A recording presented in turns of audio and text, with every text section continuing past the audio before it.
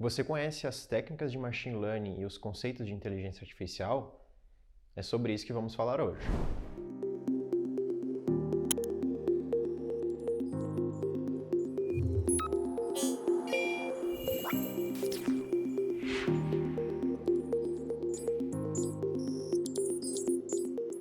Eu sou Luciano Gambato, arquiteto de dados na CDB Data Solutions, e hoje eu vou falar sobre os conceitos de inteligência artificial e as técnicas de machine learning.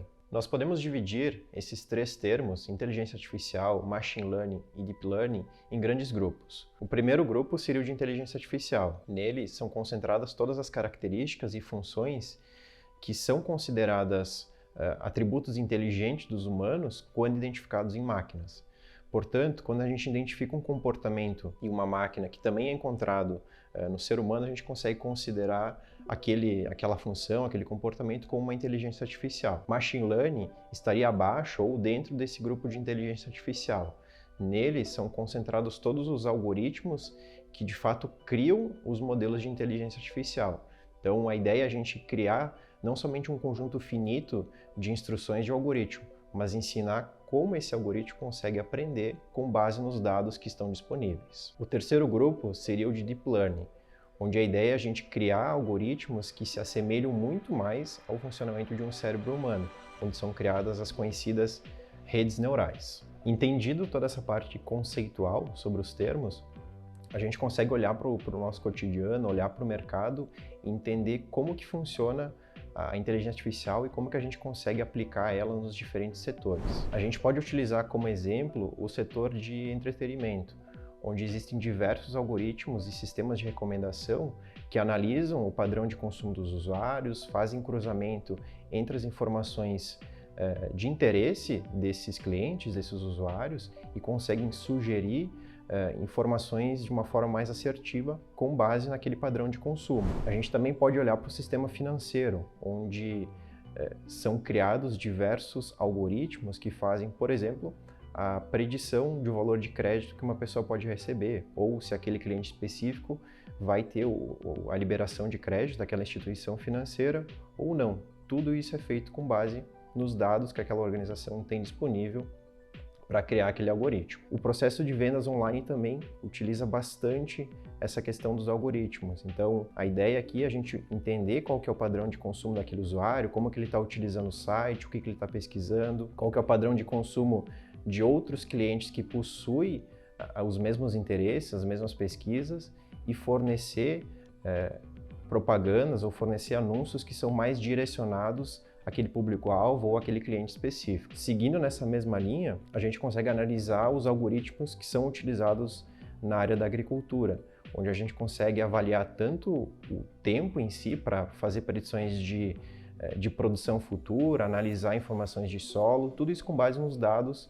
que são coletados diariamente e são consumidos ali pelaquela organização, aquela empresa. E aí a gente pode pensar em outros setores, por exemplo, a área da medicina, que utiliza de algoritmos de machine learning para entender as informações de resultados médicos, entender quais são as informações que foram coletadas através dos exames e até mesmo criar ou definir ali qual que seria o diagnóstico para aquele problema específico que está sendo analisado. O último desses exemplos aqui seria a parte das redes sociais, que utiliza bastante de algoritmos para entender as preferências daquele cliente específico, daquele usuário da plataforma, entregar conteúdo mais assertivo, conteúdo que aquele usuário gosta de ver na plataforma, como também entregar anúncios relacionados aos assuntos que aquele cliente utiliza. A gente pode fazer um comparativo entre o processo de aprendizado de um humano e o processo de aprendizado de uma máquina. Quando a gente compara esses dois lados, a gente consegue entender que os humanos, eles aprendem com base em experiências, com base em informações que são obtidas através da passagem de conhecimento de um tutor, de um professor, ou até mesmo através de leitura de livros e materiais. Posso dar um exemplo. Imagina um cenário de uma criança que está aprendendo o que é um carro, por exemplo. O pai dessa criança pode explicar como é que é estruturado um carro, as informações características daquele objeto, a estrutura de portas, tem 4 portas, tem 4 rodas, um porta-mala, uma cor específica, enfim. Vai dar todas as características para aquela criança conseguir entender o que é um carro. Quando a criança visualizar um objeto semelhante, um carro que ao invés de ter 4 portas tem 2, existe uma correlação entre aqueles 2 objetos e ela vai formando o aprendizado sobre aquilo. Quando a gente olha para o outro lado, o aprendizado de máquina, a gente precisa fornecer essas informações características sobre o objeto para que o algoritmo consiga entender o que define um carro e o que não define aquele objeto. Então a gente poderia, nesse mesmo exemplo, fornecer aquelas mesmas características do carro e o algoritmo vai conseguir identificar quais são as amostras, quais são as linhas daquele conjunto de dados que caracterizam o objeto carro. E aqui a gente consegue também entender a importância de fornecer dados de qualidade, dados com qualidade para aquele modelo, justamente porque o algoritmo ele vai utilizar desses dados para formar de fato o conhecimento. Entendido toda essa parte mais conceitual, a gente consegue partir para a parte mais técnica. Quais são os tipos de aprendizado de máquina? A gente pode dividir em 3 grandes grupos. O primeiro seria o do aprendizado supervisionado, onde a ideia é a gente fornecer dados rotulados para que aquele algoritmo consiga aprender. Então, seguindo o exemplo de uma instituição financeira que gostaria de criar predições com as informações de crédito, quanto de crédito que uma pessoa, um cliente daquela instituição pode receber. Ou ela pode utilizar os dados cadastrais de outros clientes que já têm crédito concedido naquela instituição e criar um modelo que traduz aquelas informações, aqueles dados. Então, um novo cliente que está entrando naquela instituição vai receber o valor de crédito com base nas informações que aquele modelo coletou. O aprendizado não supervisionado, a ideia é que a gente não forneça esses rótulos. Seguindo o exemplo, ele não saberia se aquela pessoa específica ela tem crédito liberado ou qual que seria o valor de crédito.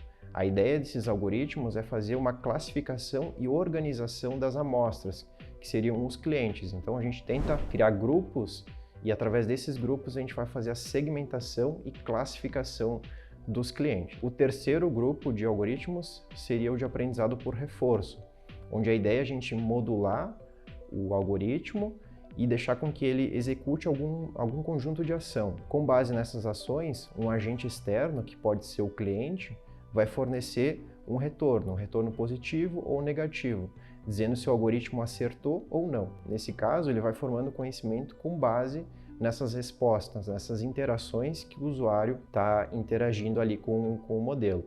Se o resultado foi positivo, ele tenta repetir na próxima execução. Se for negativo, ele tenta alterar o comportamento para que na próxima ele acerte. E como que a gente faz de fato um modelo de inteligência artificial? Como que a gente cria um algoritmo do zero? Desde o processo de análise de dados até o treinamento e implementação de fato em produção. O primeiro passo seria a gente entender como que os dados estão estruturados. Então a gente precisa entender onde que os dados estão armazenados. É numa API, é no banco de dados, num arquivo Excel. A gente precisa reunir essas informações, guardar elas no mesmo repositório e a partir daí a gente vai fazer uma atividade de análise. A gente vai entender como que aquele conjunto de dados está estruturado. Com a análise desse conjunto de dados, a gente consegue entender como que as colunas estão estruturadas. Tem valores que a gente precisa substituir, tem informações nulas, informações incompletas. A gente precisa alterar alguma coluna, incluindo uma informação a mais. Então a ideia é que a gente fazer todo esse processo de análise dos dados para que a gente consiga criar um modelo mais enxuto que vai trazer uma maior acurácia do modelo lá no final. Com esse processo de análise dos dados e limpeza dos conjuntos de dados concluído, a gente consegue definir qual que é o algoritmo-alvo, ou quais são os algoritmos que vão ser utilizados nos experimentos. Então a gente analisa o conjunto de dados e entende se é um aprendizado supervisionado, se é um aprendizado não supervisionado, qual seria o algoritmo. É um algoritmo de classificação, de regressão, qual seria o algoritmo-alvo. Então a gente escolhe esse algoritmo e define quais são os experimentos que vão ser executados juntamente com qual que é a eficácia que a gente está buscando, qual que é a eficiência daquele experimento que a gente busca. A partir desse momento, inicia um grupo de atividades que se repete algumas vezes. Então é executado primeiro uma fase de treinamento, após é feita a avaliação dos resultados, então a gente vai entender se aquele algoritmo trouxe a eficiência desejada, se ele atingiu o resultado ou se a gente precisa fazer algum tipo de ajuste no modelo e executar uma nova fase de treinamento. Esse processo aqui ele pode se repetir algumas vezes até a gente atingir o resultado esperado. Inclusive, a gente pode precisar trocar o algoritmo ou escolher um outro algoritmo porque a primeira opção não trouxe o resultado esperado. Com essa fase concluída, a gente pode implementar esse modelo num ambiente de produção ou num ambiente de pré-produção. Com isso, a gente pode avaliar o comportamento daquele algoritmo, então a gente vai acompanhar as primeiras execuções, até mesmo para a gente garantir que o resultado que a gente coletou nos experimentos em homologação está se repetindo no ambiente produtivo.